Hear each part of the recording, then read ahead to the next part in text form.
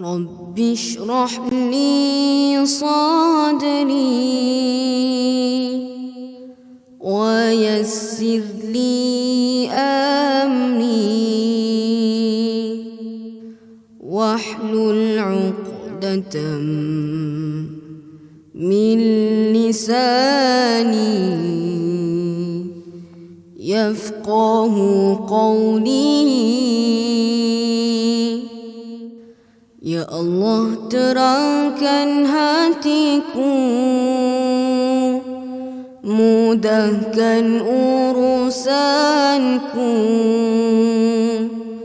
bukakan ikatan lidahku, fasihkan tuturku.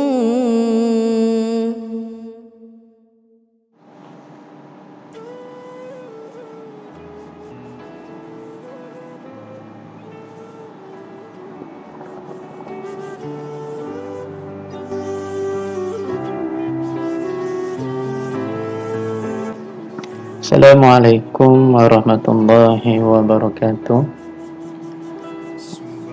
Pelajar-pelajar sekalian, InsyaAllah pada hari ini kita akan sambung lagi pelajaran kita bagi Madah Tauhid tahun 4 di bawah tajuk Karamah. Pelajar-pelajar, minggu lepas kita dah masuk tajuk ini, kita dah belajar tentang pengertian karamah dari sudut bahasa dan istilah. Kemudian kita dah mengaji bukan contoh-contoh karamah yang berlaku dari kalangan para sahabat. InsyaAllah pada hari ini kita sambung tajuk ini untuk kita lihat contoh-contoh karamah yang berlaku kepada para wali Allah. Sahabat-sahabat, pelajar-pelajar sekalian boleh tengok dalam buku teks Tauhid tahun 4, buku teks Tauhid tahun 4, buka pada muka surat 14. Kita tengok kepada peristiwa karamah yang pertama, iaitu makanan tersedia tanpa usaha.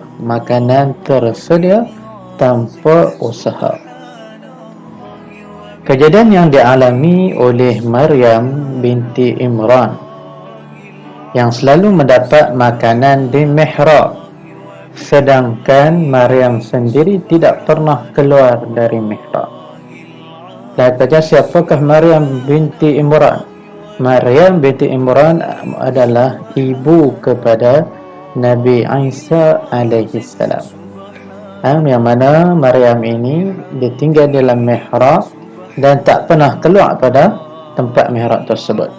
Firman Allah dalam surah Ali Imran ayat 34 yang bermaksud, setiap kali Nabi Zakaria masuk menemui Maryam di mihrab, ia dapati makanan di sisinya.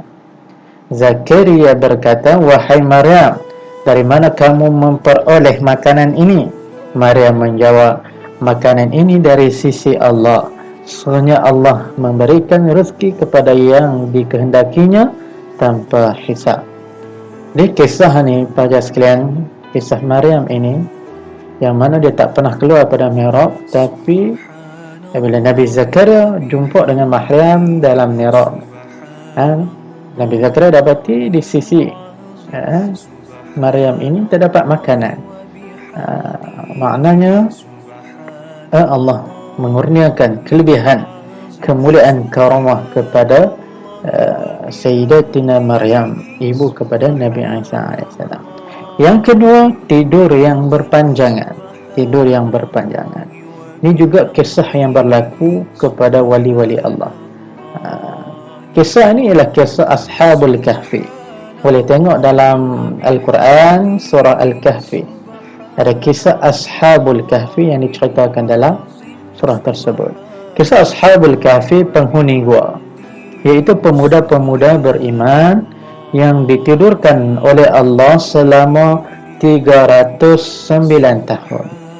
Mereka ni orang beriman pada zaman dahulu. Mereka ni pemuda-pemuda yang beriman yang lari ke dalam gua untuk menyelamatkan iman mereka. Akhirnya Allah tidurkan mereka selama 309 tahun. Ini juga kisah contoh yang berlaku karamah yang boleh kita ambil perhatian. Yang ketiga, pelajar-pelajar sekalian, mengangkat istana Ratu Balqis. Mengangkat istana Ratu Balqis. Kisah ini berlaku pada zaman Nabi Sulaiman, yang mana Nabi Sulaiman ini merupakan seorang raja yang menguasai dunia. Dia boleh memerintahkan manusia, dia juga raja kepada binatang, dia juga raja kepada jin-jin. Seorang lelaki ahli kitab yang berilmu membawa istana Ratu Balqis sebelum mata berkedip. Ada seorang dulu ahli kitab yang bawa mai istana Ratu Balqis dari jarak yang jauh, hanya dalam masa yang singkat, berkedip mata saja. Tengok istana ada depan mata. Dan kisah ni adalah surah An-Naml ayat 40. Okey, baik pelajar-pelajar, seterusnya kita tengok lagi kepada beberapa kisah tambahan yang boleh kita ambil pengajaran dan sebagainya. Kisah para wali Allah yang lain yang boleh kita ambil, yang pertamanya, tidak dapat dilihat oleh orang lain. Tidak dapat dilihat oleh orang lain. Kisah ini berlaku kepada seorang wali Allah, Hasan Al-Basri. Yang mana Hasan Al-Basri ini merupakan ahli sufi. Ahli sufi. Ketika Hajjaj mencari dan hendak membunuhnya, Hajjaj nak bunuh Imam Hasan Al-Basri.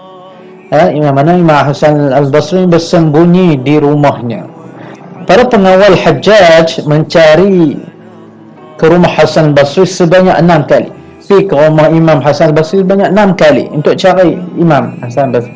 Tapi apa yang berlaku, setiap kali pengawal itu datang, Hasan Basri berdoa memohon pertolongan kepada Allah. Memohon doa Allah, minta tolong Allah, tolong Allah. Supaya setiap kali pengawal itu masuk ke dalam rumah Hasan Basri, mereka tidak nampak Hasan Basri dalam rumah tersebut. Walaupun mereka dah sampai di hadapan tubuh badan Imam Hasan Basri, mereka tak dapat melihat Imam Hasan Al-Basri dalam rumahnya. Inilah karamah yang Allah kurniakan kepada wali-wali Allah yang Allah pilih mereka ini, Allah muliakan dengan karamah. Seterusnya, pelajar-pelajar sekalian, apa yang lagi kita boleh ambil? Yang kedua ialah jasad diangkat oleh malaikat. Jasad diangkat oleh malaikat. Peristiwa ini berlaku kepada Amir bin Fuhairah ketika wafat. Berlaku kepada Amir bin Fuhairah ketika beliau wafat. Jasadnya diangkat oleh para malaikat. Jasad diangkat oleh para malaikat dan disaksikan oleh sahabatnya Amir bin Tufail. Amir bin Tufail.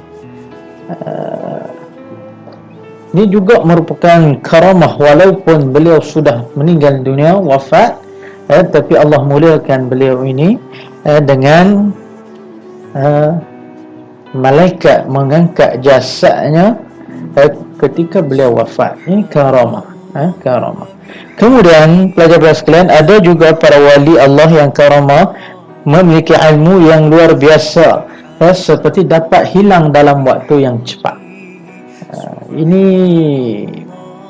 bukan kisah dongeng, ini bukan cerita bohong. Inilah karamah-karamah yang Allah kurniakan kepada wali-wali Allah. Karamah yang boleh hilang dalam waktu yang cepat. Yang kedua, pelajar sekalian, dapat mengubati orang,